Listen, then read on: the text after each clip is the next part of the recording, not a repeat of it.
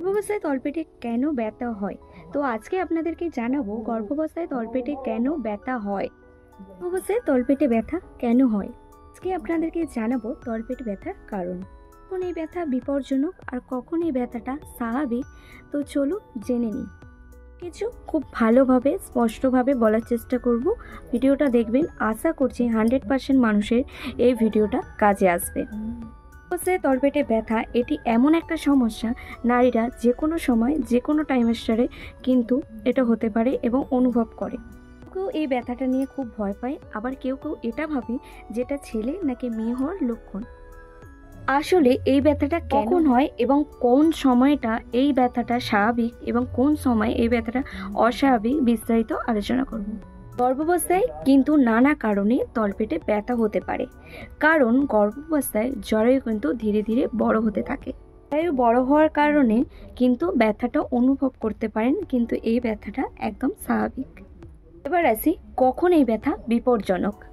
তলপেটে ব্যথা অথবা তলপেটে ব্যথাটা ধীরে ধীরে বাড়ার কারণে কোনো গর্ভবতী মা যদি ঠিক মতন বাড়ির কোনো কাজকর্ম না করার কারণে গর্ভবতী মা বিছনায় গড়াগড়ি খাচ্ছে এবং স্বাভাবিকভাবে তার ব্যথাটা তীব্রতা বাড়ছে, কিন্তু এই ব্যথাটাকে অস্বাভাবিক বলে গণ্য করা হয় এবং চিহ্নিত করা হয়।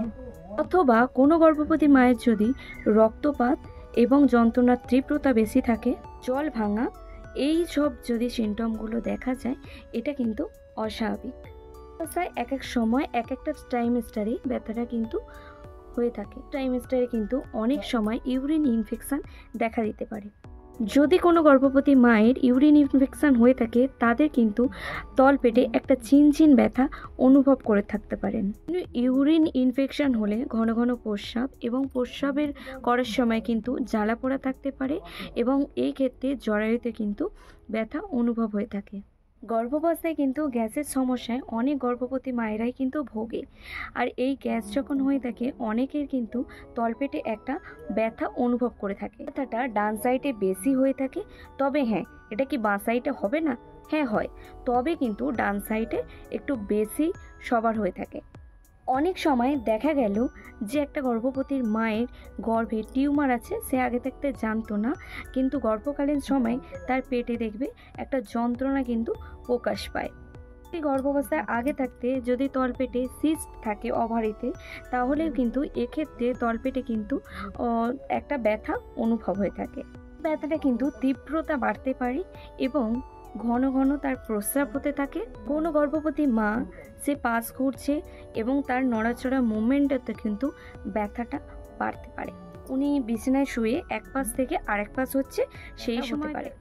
তো এইরকম নানান কারণে কিন্তু আমাদের প্রেগনেন্সির কারণে তলপেটে জরায়ুতে একটা ব্যথা অনুভব করে থাকে। তাহলে স্বাভাবিক ব্যথা কোনটা? স্বাভাবিক ব্যথা হলো যে ব্যথা হচ্ছে, হালকা হালকা করে হচ্ছে, আবার থামছে, আবার একটু পরে হচ্ছে, খানিকক্ষণ পরে হচ্ছে। তো এই ধরনের ব্যথা যদি কারো কোনো মহিলার হয়ে থাকে, কোনো প্রেগনেন্সির মহিলার, তাহলে কিন্তু এটা একদম স্বাভাবিক। দেও কি এই ধরনের ব্যথা ছেলে বা মেয়ের কোনো লক্ষণ প্রকাশ পায়? তো চলুন জেনে নিন।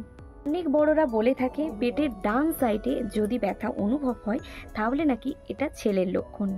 আর ব্যথাটা যদি বাঁ দিকে হয়ে থাকে, তবে এই ব্যথাটা নাকি মেয়ে বাচ্চার লক্ষণ। আসলে এটা কিন্তু লোকের বিশ্বাস এবং লোককথায় প্রচলিত একটা কথা, তবে এটা কিন্তু বিজ্ঞানসম্মত কোনো ভিত্তি নেই। ছেলে কিংবা মেয়ের একদমই লক্ষণ না। জরায়ু প্রসারিত হওয়া, লিগামেন্টের টান, হজমের সমস্যা, গ্যাসের সমস্যা, কোষ্ঠকাঠিন্য এবং হরমোনাল পরিবর্তন। ব্যথা সাধারণত হালকা এবং মোচড়ানো ধরনের হয়, কিন্তু কখনো কখনো তীব্রও হতে পারে। এই ধরনের ব্যথা প্রথম 3 মাসে কিন্তু বেশি দেখা যায়। এটা একদম স্বাভাবিক। এর মাধ্যমে তোমরা কিন্তু জানতে পারলে এই ব্যথাটা কোনো ছেলে বা মেয়ের লক্ষণ না।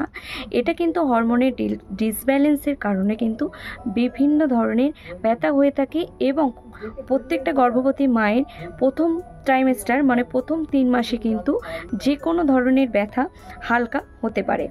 যদি কারো ব্যথা তীব্র এবং প্রচণ্ড না সহ্য করার মতন হয়, অবশ্যই ডক্টরের সাজেশান নিয়ে তোমরা কোনো ওষুধ বা মেডিসিন তোমরা খাবে অথবা ডক্টরকে দেখে নেবে। আরও বিস্তারিত জানতে কমেন্ট বক্স খোলা রইল, অবশ্যই তোমরা যে কোনো কমেন্ট করতে পারো।